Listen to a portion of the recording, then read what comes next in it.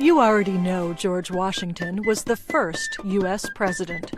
You may have also heard that he had wooden teeth. But the truth is even stranger. His dentures were made partly out of hippopotamus ivory. Washington was a famous general in the American Revolutionary War. He was also extremely rich. He owned thousands of hectares of land. He liked running his farm so much that he insisted he did not want to be president, but he was very popular. Every single one of the country's electors voted for him. Twice. At the end of his second term, Washington voluntarily stepped down. Historian Joseph Ellis says, Americans could trust Washington with power because he was so willing to give it up.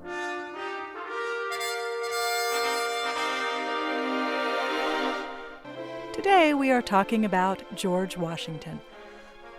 He was the first president of the United States. He served from 1789 to 1797. But he had many other accomplishments too. He owned thousands of hectares of land in his home state of Virginia. He was a famous general who led the American colonists to freedom from British rule. And he presided over the convention that created the U.S. Constitution. For Washington, that was enough. He said he wanted to retire from public service and return home. But the country's new electors had other ideas. They wanted him to move to New York and invent the American presidency. Washington accepted the job as his duty.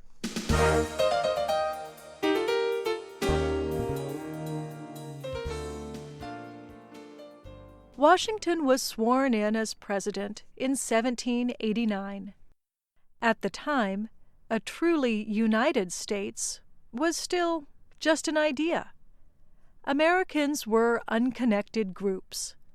They came from different countries, had different religions, and spoke different languages.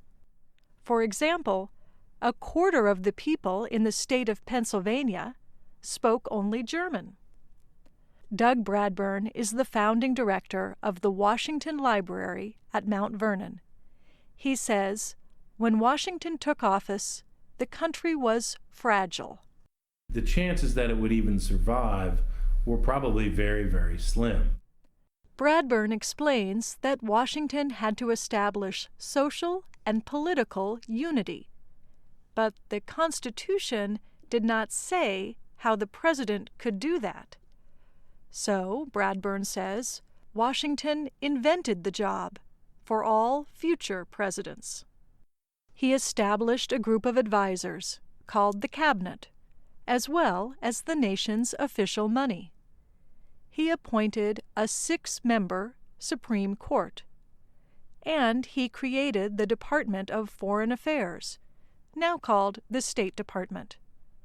However, Washington said it was the president's responsibility to set foreign policy. Historian Doug Bradburn explains that Washington established the president not just as a figurehead, but as a decision-maker. But he always used the Constitution as his guide. He wasn't just trying to establish an office and then figure out a way to justify it. He was trying to work with his Constitution.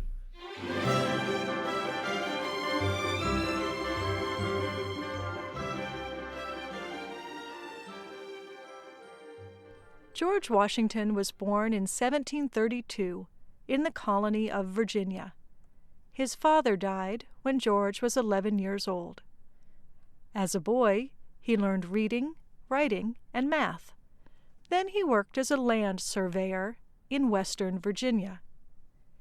Historian Joseph Ellis points out that Washington did not have a formal education.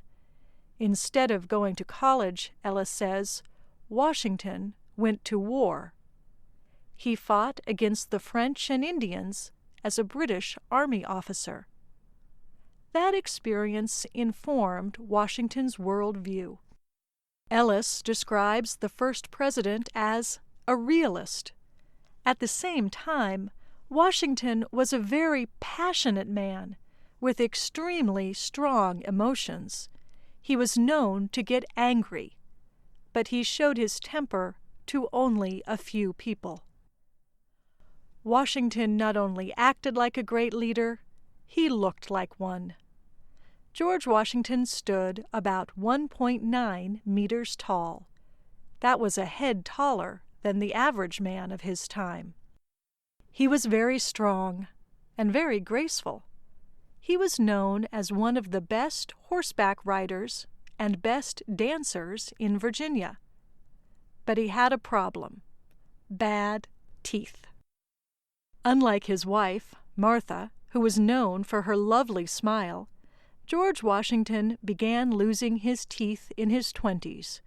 When he was sworn in as president, he had only one tooth left.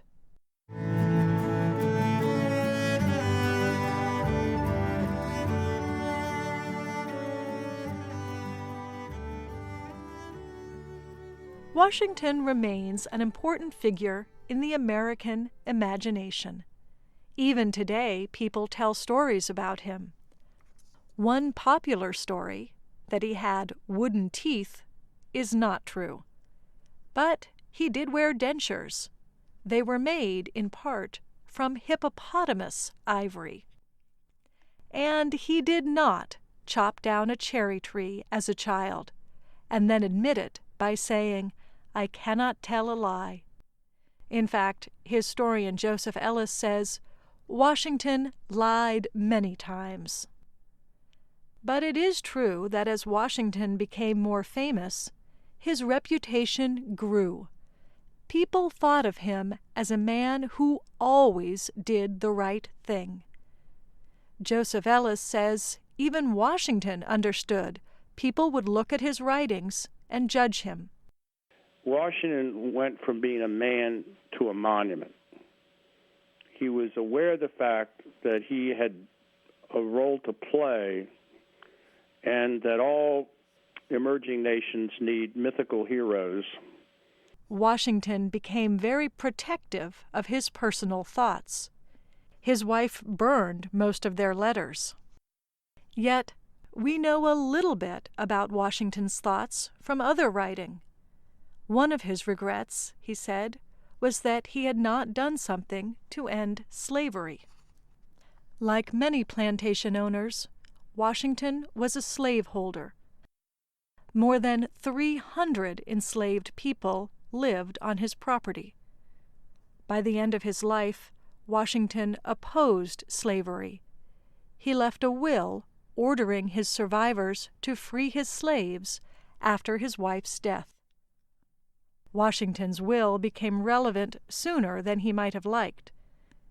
3 years after he finished his second term as president, Washington fell ill. He had been outside riding his horse on a cold, wet day. When he came home, he complained of a sore throat. Over the next 2 days, his condition became worse. On December 14th, 1799, he died in his bed, surrounded by his wife, enslaved maids, and friends. He was 67.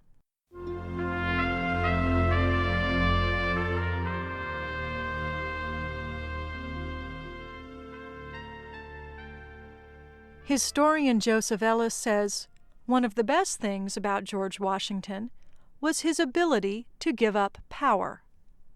At the end of the Revolutionary War, General Washington surrendered his sword. And at the end of his administration, President Washington simply returned home. You could trust Washington with power because he was so conspicuously willing to give it up. Doug Bradburn says Washington was the right man at the right time. Bradburn, like many historians, calls George Washington the indispensable man. In other words, Washington was essential to the American experiment in self-government. He made ideas about American freedom real, and he showed that even the president would operate under the rule of law.